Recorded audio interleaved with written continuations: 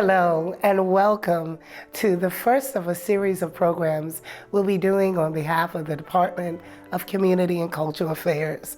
It's a wonderful series that we've started specifically to see Bermuda from their eyes, specifically the eyes of our seniors, our elders, our distinguished members of our community who bring to us a wealth of knowledge and a wealth of understanding about our country, our beloved Bermuda. Joining us today for the first of the series is Mr. Arnold Cann. Hello, Mr. Cann. How are you? How are you? It's nice to know you. Oh, it's nice to know you too. We've got a lot to talk about because I want to talk about your childhood, growing up in Bermuda. You're 92 years young, Yes. born 1927. Amen. Yeah, I did that math pretty good.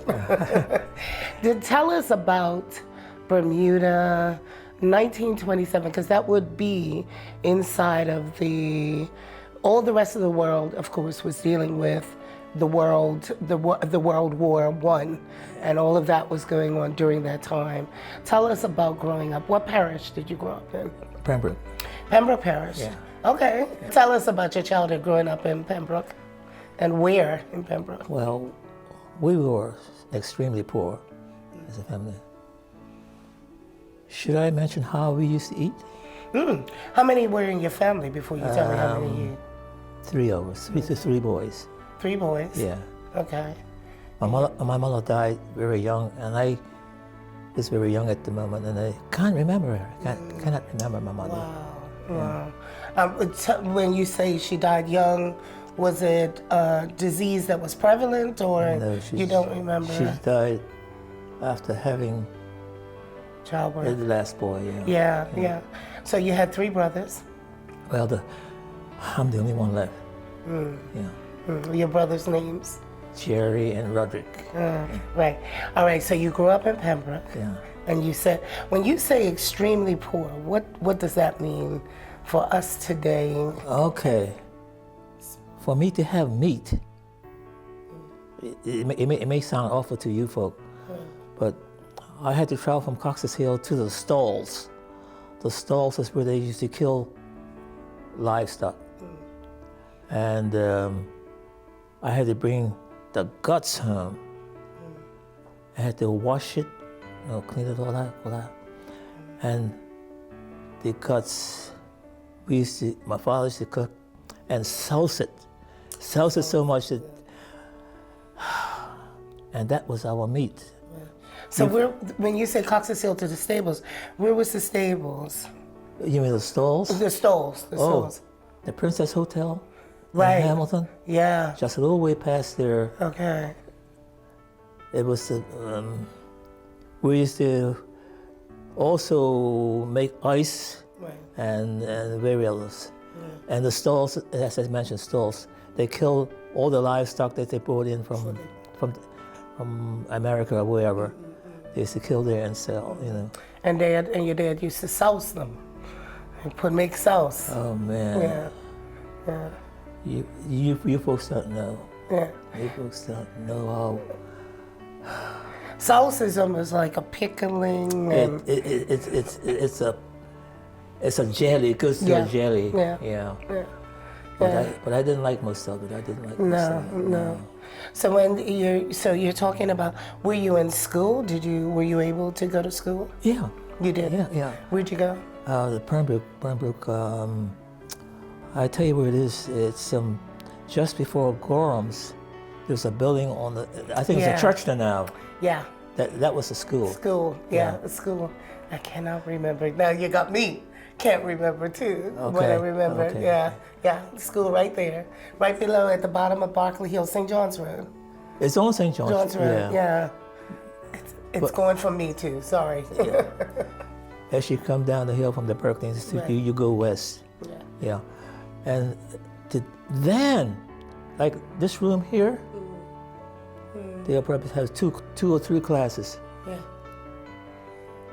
That's where the school was situated. Yeah. But now they have separate rooms. That was a Mrs. Crawford, or What's it Oh, called? Yeah. it's Outerbridge. Outerbridge. Okay. Outerbridge, yeah. It's Outerbridge. Okay. Yeah. Wonderful. Wonderful. So you did some walking through Pembroke. Yeah. In Well, those from days. Coxs Hill to there was short, very short. Okay. But later years, I had to go to Central. Central was a little grade higher. I was going to ask you, did you go to Central? Yeah. And we had to walk from there to Central. That's almost a mile. I think. Yeah. Yeah. A little bit more than that, I think. Just imagine. Yes. No bus. No bus. So trains, do you remember when Oh, trains I love came? the trains. Okay. But I didn't like them going over the bridge because when you look out the window, you never saw the ground. Right, exactly. The ground was too far. Yeah. Too far. Yeah. So were you able to catch the train? So then you were Coxs Hill. You grew up Coxs Hill. Yeah. Okay. I thought you said Roberts Avenue earlier. Well, I eventually moved there. Okay. From there to Southampton. Right. Yeah. From Roberts Avenue. To So you Southampton. did Coxs Hill. So that's why you were over that side Yeah. of Pembroke. Yeah. Okay. Yeah. So before we get to the trains, let's talk about your neighborhoods. You know, one of the interesting things that I think we forget back then is that neighborhoods were completely segregated. Weren't they at that point? Oh yeah, that hurt me as well. But the black people were solid then. They were more solid. I can borrow from you, you borrow from me. It was wonderful. It was really wonderful. I really enjoyed it. And at Coxs Hill, there was an area where we used to call the golf links. It normally was a golf course, and we used to go to fly our kites. It was very exciting. At Coxs Hill? I can't even remember. Okay. If we Coxs Hill, Yeah. top of Coxs Hill is a building called the Travelers Rest. Yeah, I remember Travelers Rest. Okay. Yeah. From the Travelers Rest, you go north of Travelers Rest, Okay. and it's a rocky little hill, but it was very exciting to be there to fly our kites. Right. Yeah. So you remember Admiralty House, did you? Emily House, very good, very good, Yeah. very good. Yeah. Did you swim there? You know, I never swam there. Where'd you swim? I used to swim Deep Bay, Okay. Yeah. and also Yeah. Mr. Ingham had a swimming pool just before Deep Bay. I think we used to pay a penny to go swimming. Oh, Yeah, it was beautiful. Yeah. So that Coxs Hill, that part of Pembroke was segregated? I don't think. No, No, it wasn't. No. Yeah. You had all kinds of people living Yeah. in the Coxs Hill area. Well, not that many as it Okay. were. Yeah. Okay. Because where we were situated, it was. Well, people built after we were there. Yeah. Yeah. They built after we were there. Mr. Cann, a cousin of mine, Right. and also Mr. B. De Silva. Okay. Yeah. So moving from the parish and where you lived, you said you remember the trains. I always love to hear people's story. I just cannot visualize trains in Bermuda, even though we walked the railway trail. You know, I love the train when they were inland, because the tracks were so long. You know, they didn't have, and you could hear a noise, tick tick tick tick tick tick tick tick tick tick tick tick, because the tracks, all of the length of the tracks, you get that gap, and I used to love to hear the trains speeding. You know, Right. tick tick tick tick tick tick tick tick tick. It was just fun to me. Yeah. Fun to me. You said something about it hurt you. You said segregation hurt. How did segregation hurt? Did it affect you? I mean, because you said that the black community at that point was very resilient, very strong. Yes, right. yes, Everyone yes, shared. yes, everyone yes, worked yes, together. yes, yes. Was very collaborative. But how could you then, if you were insulated by your black community, how did you feel that segregation? We were unable to go to certain places. Okay. Yeah. Like where? And movie hall. Movie. Bad enough, but I don't remember what someone told me. that even on Front Street, we were unable to go on Front Street. Yeah. And you didn't go Front Street? No. No. But, You shopped in the after community? After a while I did. Yeah, when? When did you? Yeah, As you got older, working? Yeah. Well, not before I was working. Yeah. I can tell you this much. The lower ferry over on the pleasure side, it was the regular ferry boats never went that area. There were two men. They used to row people from each for sixpence. Yeah. And that was the days. The days of Now they would row black Bermudians. Yeah, black Bermudians. Right. Yeah. White, we couldn't get on the ferry. No. I now used to ferry then. Right. Yeah, Okay. Yeah. That's fair. But that's fair. I wouldn't say that the black never rode the ferry because I never witnessed it, But it was amazing to see these guys rowing from where the flagpole is now. You just go east from there. Yeah. There were some steps that went down where they have the bikes parked now. There were some steps that went down that way, and it went down to the water edge where these guys would come in. Yeah. But I saw something that really hurt me. I think it was Mr. Ingham, was sitting in his boat just waiting for a customer, and the Queen of Bermuda, or the Monarch, had started up the engine to push on. Yeah. And this gentleman just sat there, not because I didn't know then that the engines are strong enough to suck, because they suck water. And what happened? This guy, why he didn't row from the boat? He went to the back of the boat, and you know what? I think the engine started faster, and he was sucked under. Ooh. It was a very frightening day. Yeah. People were very frightened. Yeah. So as a child coming through and experiencing all of that, did you set yourself up at, like, let's say Central School? Did you have any dreams? Did you have anything you wanted to do that you remember, a childhood dream, or you were like, when I grow up, I want to be? Yeah, I really wanted me to be a doctor too. Okay. Okay. I can fix just about anything. Yes. God has been with me so wonderfully, because I, as a young man, I learned how to fix cars. I didn't go to school to learn how to fix cars. Matter of fact, I had taken 2 engines out of a car and put 2 engines in, because that was my car. And decarbonize and just fix it. Yeah, just fix the car. So after Central School, what happened next for you? Yeah, I had to leave school at a young age to help my parents. Yeah. It was very difficult. When I hear the stories of Central School, how significant Central School was. Don't talk about Central. Yeah. Oh boy. Yeah. How significant it was in terms of providing an education, but how sadly very many people weren't able to go beyond Central School. Yeah. Yeah. We're going to come back. Hold that thought. We'll be right back to talk about life after Central and what was coming next for you. All right. We'll be right back.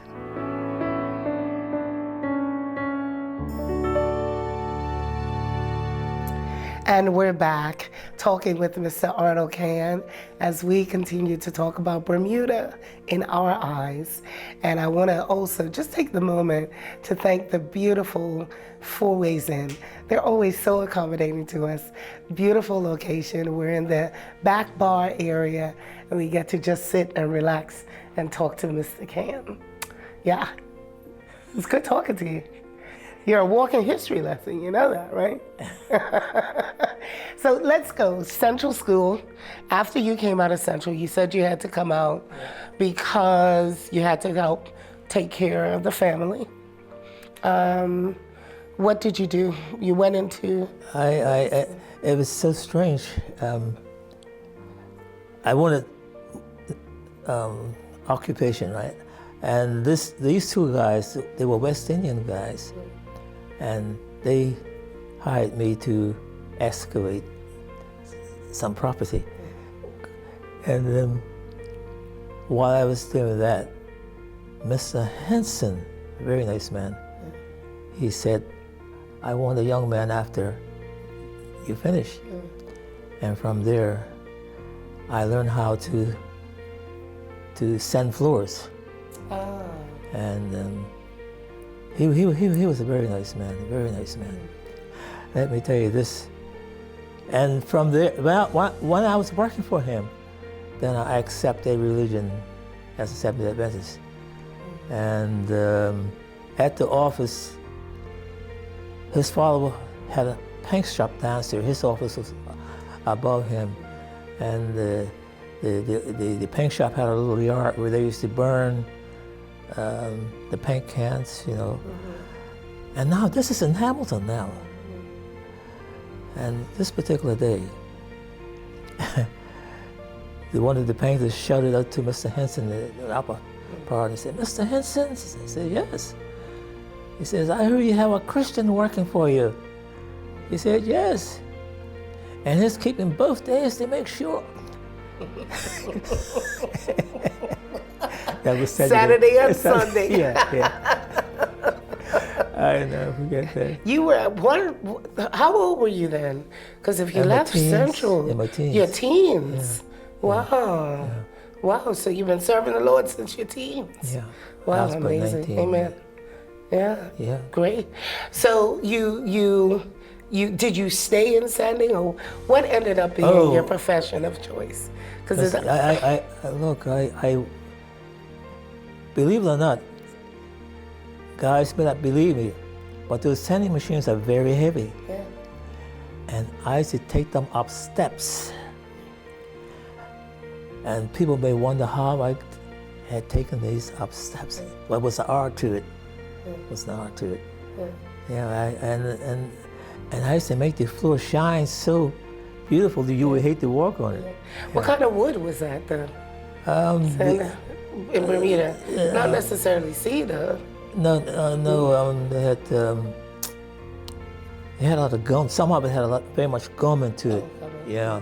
Type wood. Yeah. But it was.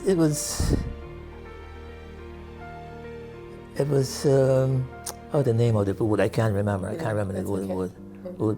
And the picture you saw there of Hamilton Hotel. Yeah. I sanded floors in the Hamilton Hotel. Oh, and where was the Hamilton Hotel for anybody that may forget? Where the part where here it is there, where the Capitol is now. Right. Yeah. Where City Hall? Yeah, City Hall. Oh. Yeah. I don't even know that. Yeah, but it's so different now. It's so different because there was a hill that went up where the bus is here now on Washington Street. That's even cut out because that was a narrow, much narrow. Yeah. So you sanded floors there? But I couldn't stay there because the floors were so gummy. The paper would just come up. Right. Yeah. Right. So what did you later on in life? Did you stay in that business? No, I end up learning how to do masonry. But there was something I guess the public don't want to hear, but I will say it. Miss Jackson had a dancing school in the Robertson building, I think it is. Mm-hmm. And the PLP had the office right to the top floor. Mm-hmm. And as a mason, my boss wanted me to go in the ceiling because I knew something about electrical as well. Mm-hmm. And I saw this object and it frightened me. Mm-hmm. I said, what in the world is this? I carefully took the wires, separated the wires, And as I was taking it down, the needle that you sew clothes with, this needle was connected like to a wire, and you were unable to see it in the ceiling. And I remember the PLP saying, how did the UV understand what we were doing? That was picking up. And the BBP was hearing what they were saying. And I wish I would have kept it, because I took it to Riley Richardson to see what it was about, and the guy said, this is Mr. a bulb. Richardson, Yeah, it's a bulb. right. I'll never forget that. So you worked in buildings all around Hamilton then? The buildings. Much of the buildings in Hamilton were there when I was a boy, because I wanted to show you some of them. But Hamilton was, as I mentioned, the Golden Gate was my love. I used to go there every Saturday before I became a Christian, and get all my sweets. The who? What was that now? The Golden Gates. Okay, I haven't heard that. The Golden Gates is where Where the mall is now. Yeah. Yeah. Okay. Yeah. And go there for sweets. Oh yeah, I used to have fun. Okay. That's the first time I've heard of the Golden Gate. Oh yeah. And it was a confectionery, or was It was a store, a regular store. Right. But it was, I can't remember the, it was a store of different items. You know, it wasn't. When did you start shopping out of the town, out of the community, and start shopping in Hamilton Merchants? Because I remember I've heard that was a big deal to go into Hamilton and shop in Hamilton. Yes. Oh, I meant to show you. It may be here. Right. It may be here. Yeah, I may have it here. Back in.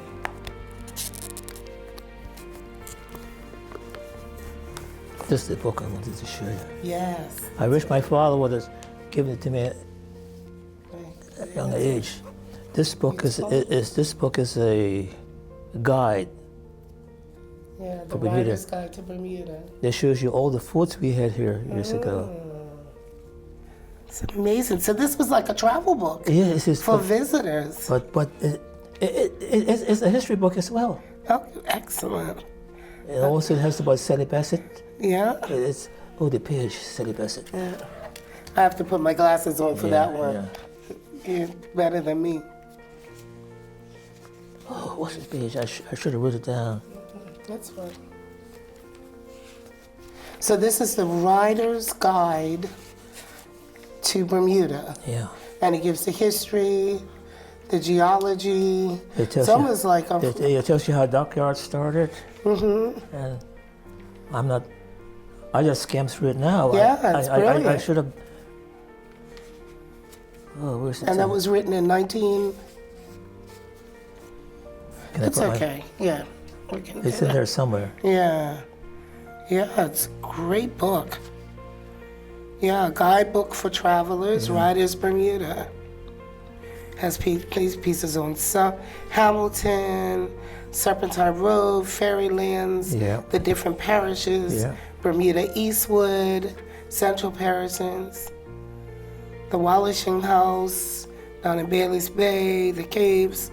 Yeah, Tucker's Point. So this was like back in the day. This would have been but it would have been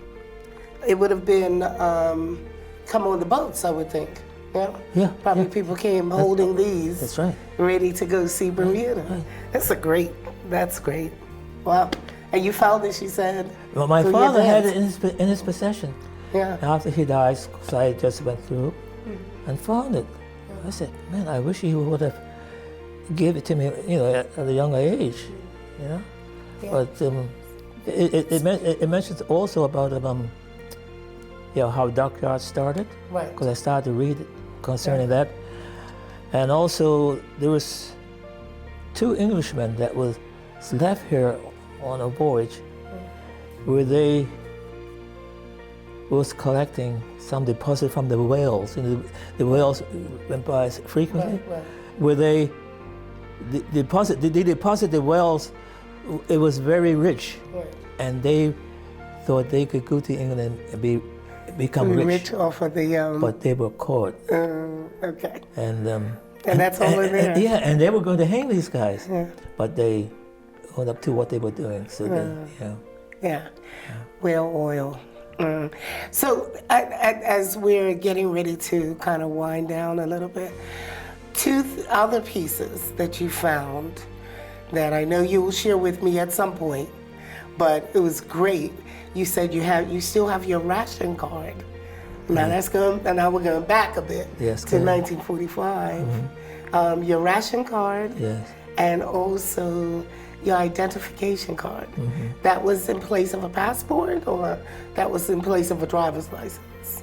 Well, at that age, I was about 8. Right, for the identification card. Yeah. And you had to carry that with you? Yeah. Everywhere you went? Yeah. Because I was very frightened at the Second World War. I was just frightened. When you had to paint your windows, right, blue, dark blue. Yeah. So when you're in the house at night, right, the reflection wouldn't be seen if an airplane was flying overhead. Yeah. People don't realize that Bermudians were genuinely, other than the lack of food, the lack of supplies, the lack of this, there was a genuine fear. That's right. That, we could be seen, we could be invaded, we were out here in the Atlantic Ocean. So just talk about that real. But it was, we were invaded so nearby, we did not realize. We had lady boats used to come in to bring our supplies. And every one of them was sunk just outside of Bermuda. Very close to us. Right, very close. And the lady boats were, those mangoes. I'll come off the boat. Oh, man. But people don't realize that during that time period, that you literally lived with that type of fear. I'm telling you. Yeah. I was frightened. Frightened. Yeah. And your ration card, what was that for? Whatever grocery, like butter, sugar, bread, meat, whatever. I don't know the identification of it now, but then I just handed it to the guy and he would tear off whatever, And then you would get just your rations? Yeah. Once a week, twice a week? Whenever we needed it. Whenever you needed it. Yeah. It was an interesting time, 1945. Yeah. Interesting time in Bermuda. Yeah, I was frightened. Yeah. Mr. Cann, we have talked about so many different subjects, and we haven't even fully exhausted everything.